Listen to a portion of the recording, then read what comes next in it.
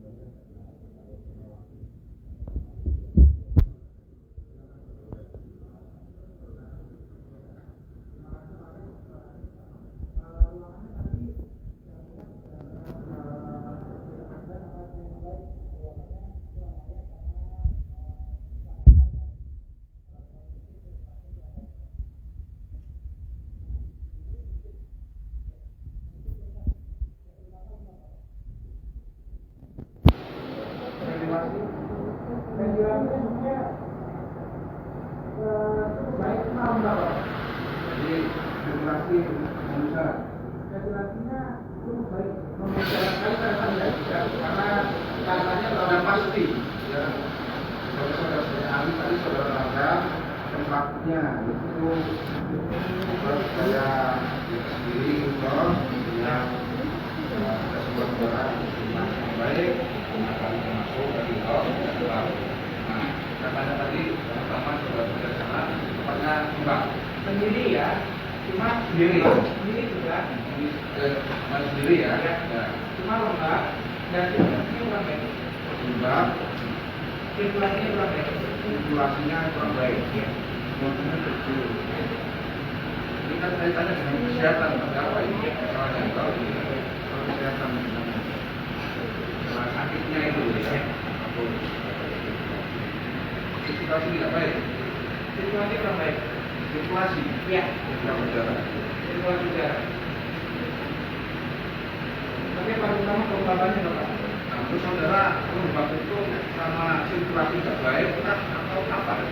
Lembabnya, terutama Bapak, lembab. Ya. Karena apa? Lembab Bapak. Matahari yang dilakukan secara langsung. Matahari, ya. Kenapa matahari menjadi penting pada kata TB? Karena cuma TB ini cepat sekali di sinar matahari.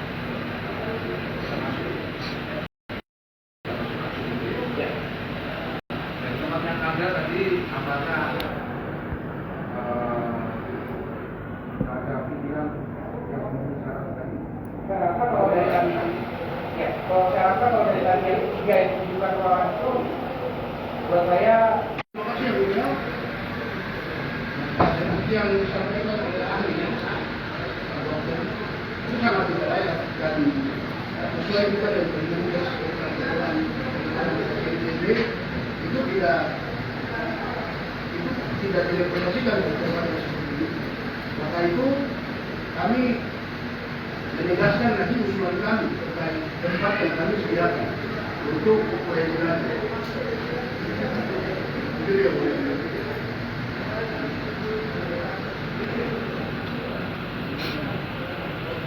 Yang misalkan tapi akan kita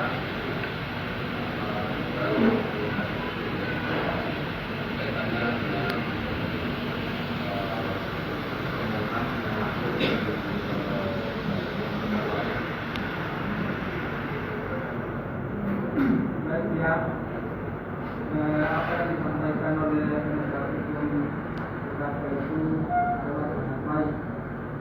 Tapi tentunya majelis dalam melaksanakan tugas mengacu kepada perundang-undangan yang berlaku. Adalah terkuat. Kita bacakan ya penjelasan pasal 22 Kuhap menyatakan selama menerima dan memasakkan negara di tempat yang bersangkutan, penahanan dapat dilakukan di kantor kepolisian negara, di kantor kejaksaan negeri, di lembaga pemasyarakatan, di rumah sakit, dan dalam keadaan yang memakan kegiatan lain. Yang kemudian kita di Kedua ini ada tingkat satu dengan lembaga. Oleh karena itu yang menjadi aturan dari majelis tentu kepada apa yang diatur di dalam undang-undang itu. Saya begitu dan kita sampaikan di dalam media ini.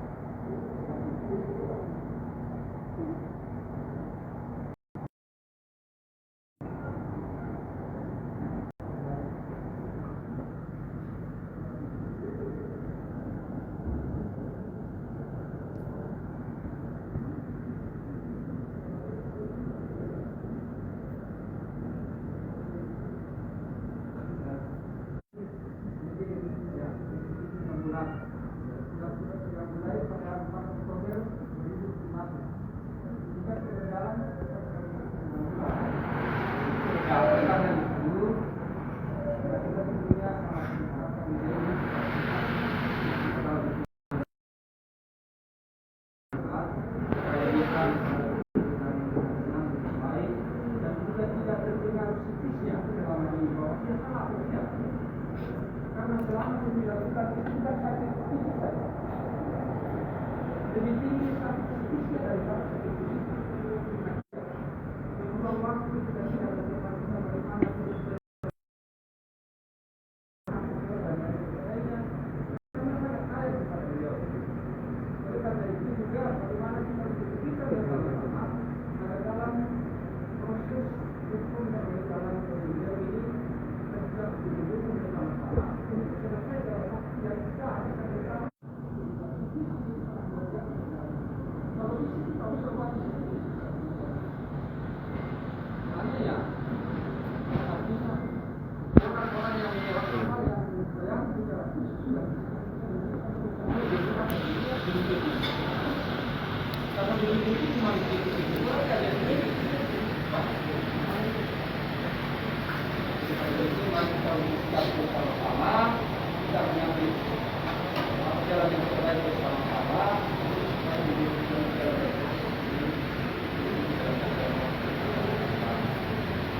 karena kalau misalnya kita lihat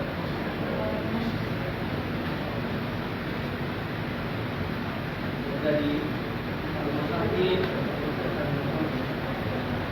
ini bersama-sama bersama dengan sekarang dengan rekan-rekan dari lawyer dan rekan dari kami pun bersama-sama.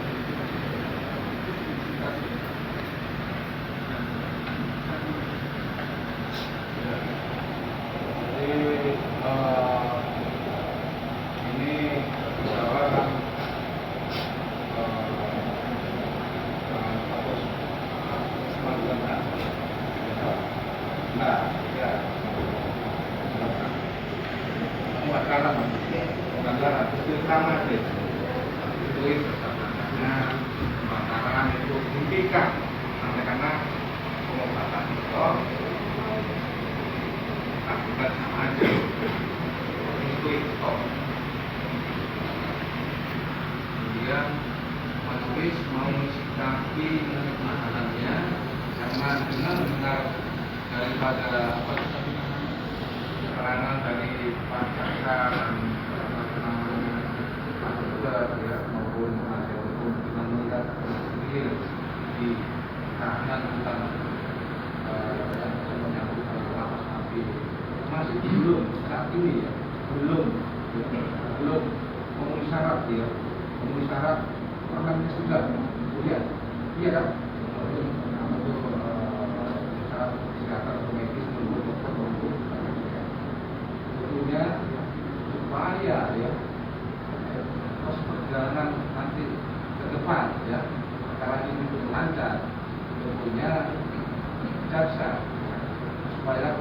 lagi ya dengan utang mengatakan ini sebenarnya ada utang yang utang itu kalau ada banyak di mana itu kesempatan dan lembab dan itu kemudian matahari besar kan sehingga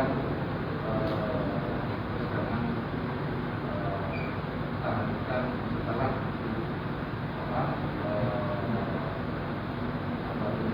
umum ya karena ada aturan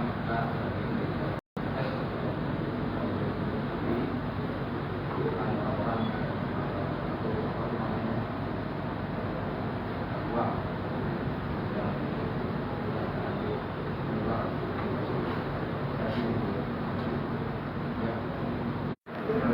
di kemenangan kita harus mendukung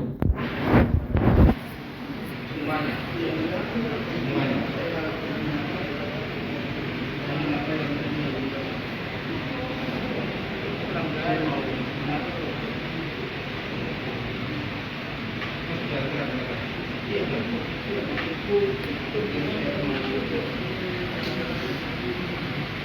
Sampai beberapa juga mau bertanya kemudian ada hal yang saya dapat keterangan jelas dan jelas dari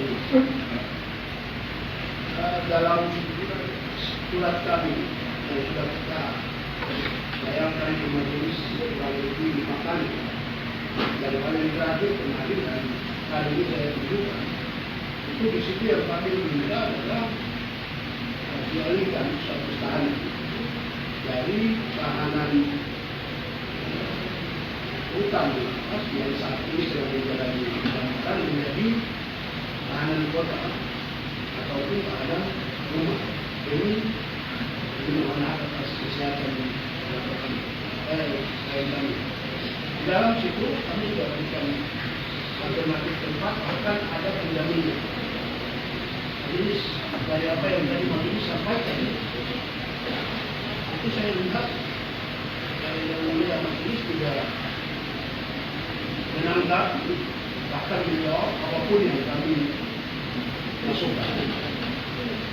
Nah, dari apa yang tadi dibacakan oleh anggota majelis itu ada penjelasan dari pasal 21 Undang-Undang 22 Undang-Undang 8 tahun 1981 itu menyebutkan ada tempat lain dari tempat yang disebutkan. Apa yang kami minta itu tidak terlepas atau masih berkaitan dengan tempat lain yang dimaksudkan oleh penjelasan pasal 22 KUHP.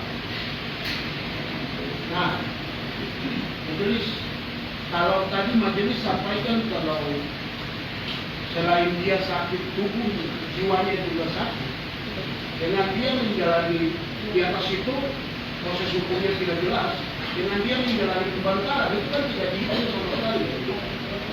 Dari yang tidak jelas itu, menurut saya dia justru akan semakin terganggu psikisnya. Dan itu akan sangat sulit untuk membantu tubuh untuk kemudian pulih. Apa yang ini berkaitan dengan apa yang diinginkan juga oleh majelis maupun jaksa. Proses hukum tetap jalan, tapi juga proses pemenuhan hak atas kesehatan juga jalan. Sehingga kita memberikan permohonan untuk mengalihkan statusnya dari tahanan luka menjadi tahanan. Ini tidak menanggapi sama sekali 5 kali permohonan yang kami ajukan. Bahkan di sini saya ingin bertanya kepada majelis, kalau pertimbangan dari pasal 22 itu kan menyebutkan alasan penahanan itu karena orang itu dia tidak melarikan diri, tidak mengulangi perbuatan, dan juga tidak menghilangkan barang bukti. Sejak bulan Agustus atau tempat lebih jauh lagi dari bulan Mei dia ditahan, sampai hari ini dia tetap ada di sini. Bahkan tidak menyebutkan polisi, juga tidak menyebutkan jaksa pada waktu tahanan penyidik maupun tahanan jaksa. Nah, di tahanan aktif inilah kami kemudian melakukan situasi di mana majelis memberikan beberapa kali pembantaian di atas kami mengajukan permohonan, tapi majelis tidak mampu menjelaskan terkait apa dasar logis. Karena dia mampu buktikan dia tidak akan melarikan diri. Sementara majelis terus membawa kami, saya mohon penjelasan. Saya mohon penjelasan logisnya, kemudian juga dengan hormat menanggapi ini, karena itu bagian dari haknya. Dan kita tidak bermaksud untuk memperlambat proses sidang ini. Kita malah menginginkan proses sidang tetap jalan, tapi juga pemenuhan hak kesehatan juga jalan. Jadi kok seperti itu ya. Ya. Jadi sudah katakan hak untuk bicara ya.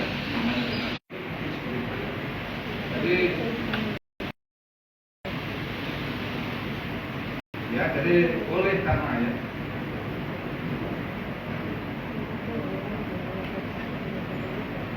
Oke ya.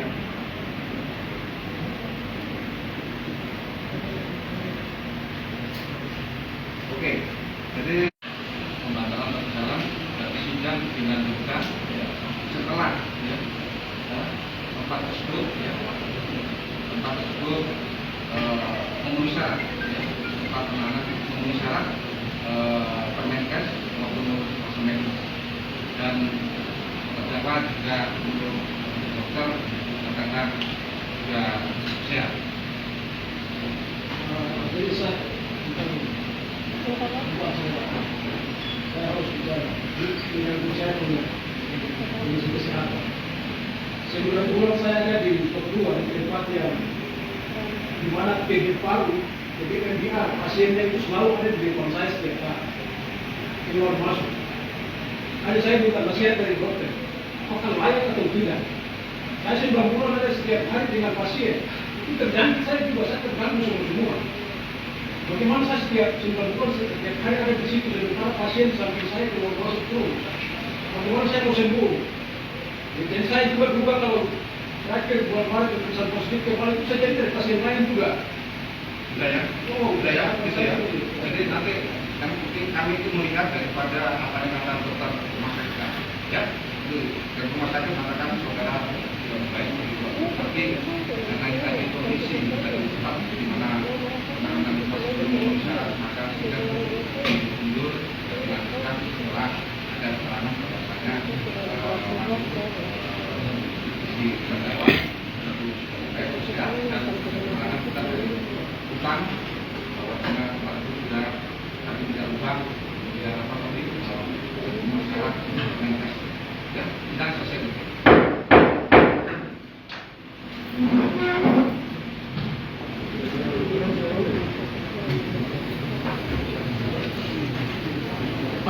Gimana nih?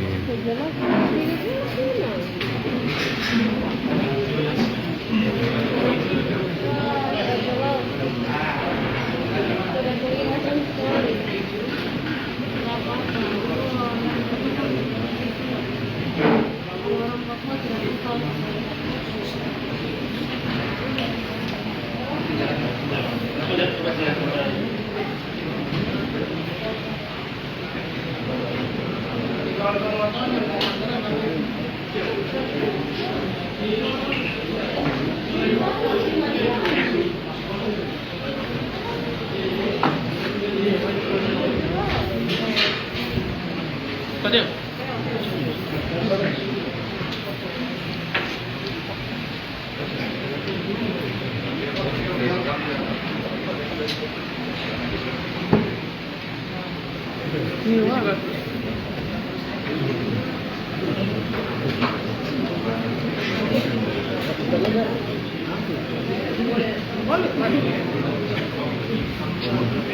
Ada yang mau silakan ajukan pertanyaan.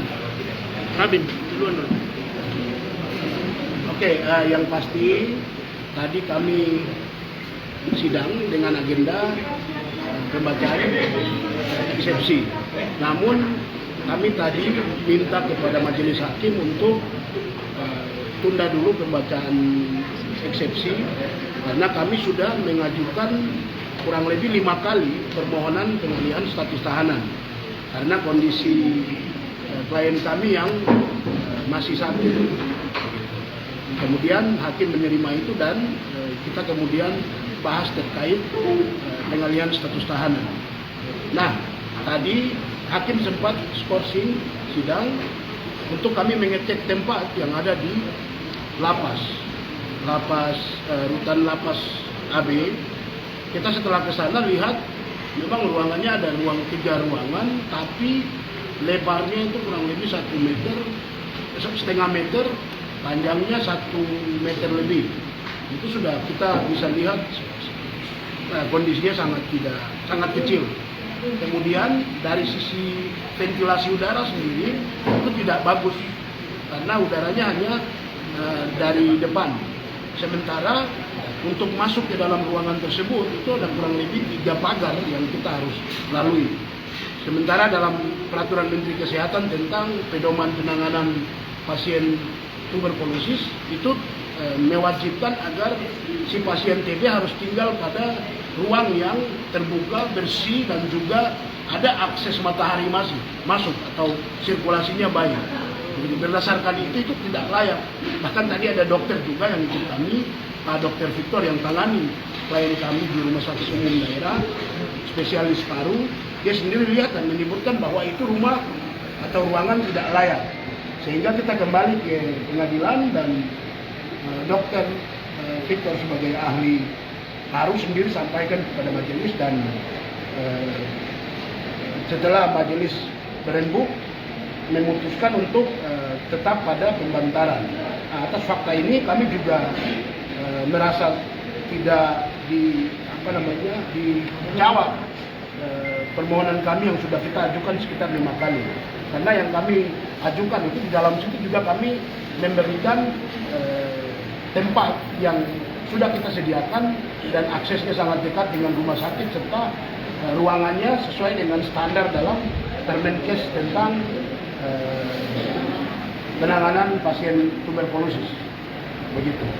Nah, berkaitan dengan eksepsi sendiri tadi tidak sempat dibacakan karena kami harus selesaikan itu. Menurut kami itu sangat penting karena biar kita tidak menggunakan kacamata kuda untuk mengejar persidangannya saja kemudian mengabaikan hak atas kesehatan klien kami sebagai terdakwa, sehingga kami juga memilih itu tidak harus baca eksepsi.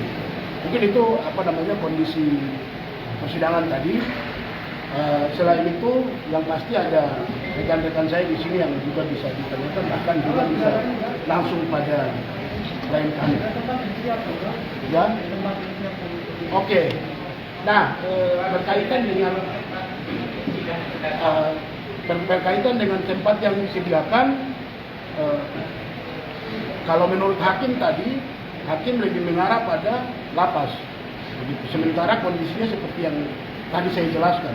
Saya kurang tahu dari Pengadilan Negeri Jayapura ataukah dari jaksa atau dari lapas yang akan sediakan anggaran untuk menyiapkan tempat itu, kami kurang tahu. Kami juga di sini mempertanyakan terkait Dinas Kesehatan dalam menjalankan peraturan Menteri Kesehatan tentang penanganan pasien TB. Kami lihat referensi di tempat lain itu ada rumah singgah bagi pasien TB.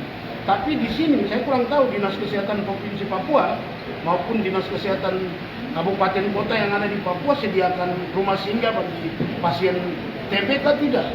Apalagi ini statusnya tersangka atau terdakwa. Disediakan atau tidak? Dan kalau seperti begini kan klien saya berada dalam kondisi yang tidak pasti.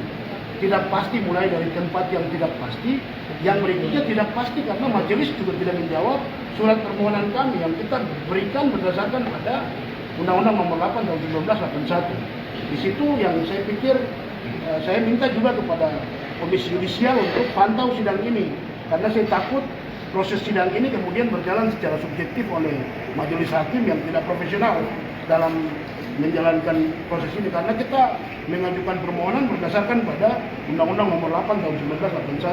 Kita tidak bawa pendapat keluar dari aturan yang berlaku di negara ini. Begitu. Mungkin itu ada pertanyaan lain kepada klien kami ataupun rekan kami yang lain, silakan. Ada hal yang mau disampaikan dari Bang Victor? Oke, izin mungkin saya.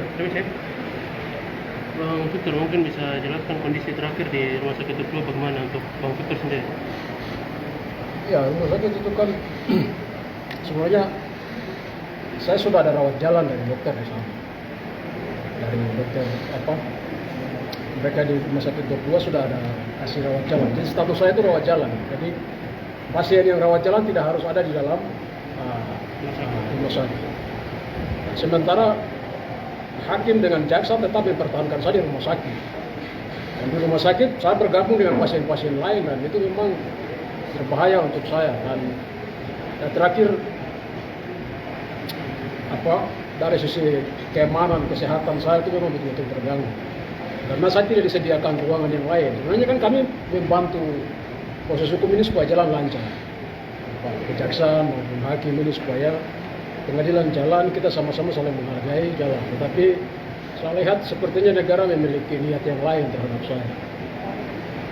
Negara mungkin, saya sudah terlalu kompromi kan. Saya tunjukkan diri sebagai orang yang bertanggung jawab. Karena saya tidak pernah bersalah. Dan kasus saya itu adalah kasus rasis yang biasa. Dan karena itu saya justru dari sidang hari ini membuat saya bertanya bagaimana saya bisa percaya hukum di negara ini. Bagaimana saya bisa percaya hukum di negara ini? Kalau negara memiliki niat yang lain, niat politiknya lebih besar daripada proses hukum. Saya dari awal sudah bilang, selesaikan persoalan Papua melalui cara-cara yang politik. Masalah sudah jelas, hukum internasional jelas, di mana-mana pun kita bisa bertanggungjawabkan itu. Kita tidak bermain-main, kita jalan terbuka. Orang Papua berjuang punya dasar hukum yang jelas, punya dasar moral yang jelas. Jadi kalau proses hukum ini lebih banyak dipengaruhi oleh situasi politik atau tekanan politik dari pihak lain atau negara, saya pikir semua orang hari ini sedang menyerukan bahwa selesaikan masalah Papua secara damai dan bermartabat melalui cara-cara yang dialogis. Dan itu proses itu sedang jalan. Tapi kalau negara ingin yang lain, saya pikir bagaimana kita mau percaya negara ini punya hukum yang adil bagi orang Papua. Sementara hukum sendiri tidak menjamin hak-hak kami sebagai warga negara katanya. Bagaimana kami mau mengakui diri sebagai, saya kan dihukum di sini, ikuti proses hukum ini karena kan saya menghargai hukum yang ada di dalam negara ini. Saya menghargai hukum di negara ini, tetapi kalau aparat penegak hukum lalu institusi-institusi hukum ini tidak menghargai proses, tidak memenuhi hak dan kewajiban daripada tersangka dan yang lain-lain, kita mengharap keadilan di mana? Saya saja yang terbuka di Jayapura saja diperlakukan seperti itu. Undang-undangnya jelas, peraturannya jelas, menjamin saya untuk mendapatkan jaminan kesehatan. Tapi sampai hari ini diperlakukan seperti itu. Belum lagi yang lain. Kita sangat ragu dengan negara ini. Poinnya di situ. Yang kedua, saya tidak takut penjara ya. Penjara itu sudah menjadi istana bagi seorang pejuang. Itu hal biasa. Bukan soal itu. Tapi saya kan sedang uji negara ini. Kalau negara menghargai kesehatan, kemanusiaan saya, ya, negara seharusnya memperlakukan saya sebagai manusia. Tapi kalau negara melihat saya sebagai monyet, di mana karena kata monyet, penghinaan terhadap orang Papua, kata monyet itu membuat saya masuk dalam penjara ini. Berarti saya juga sadari diri bahwa ternyata betul saya monyet sudah. Memang mungkin karena saya monyet jadi diperlakukan sama seperti binatang yang tadi ditaruh di dalam ruangan isolasi yang terkurung tidak layak bagi pasien macam saya. Jadi bukan soal kita takut penjara, bukan soal itu. Nah, ini kan seakan-akan negara sudah vonis kita bersalah sebelum meja sedang ini putuskan saya bersalah. Jadi pro justisianya tidak digunakan.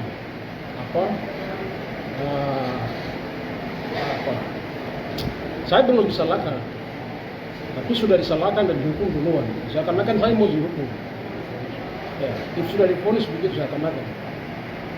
Nah, ini bagi saya itu sesuatu yang tidak adil dan ini menjadi pelajaran hukum bagi rakyat Papua bahwa kalian sendiri putuskan apakah di negara ini ada keadilan hukum atau tidak. Apakah hukum di negara ini memberikan jaminan kepada orang Papua sehingga orang Papua merasa kita berbangga di dalam NKRI atau tidak. Kalau seperti ini, saya bingung.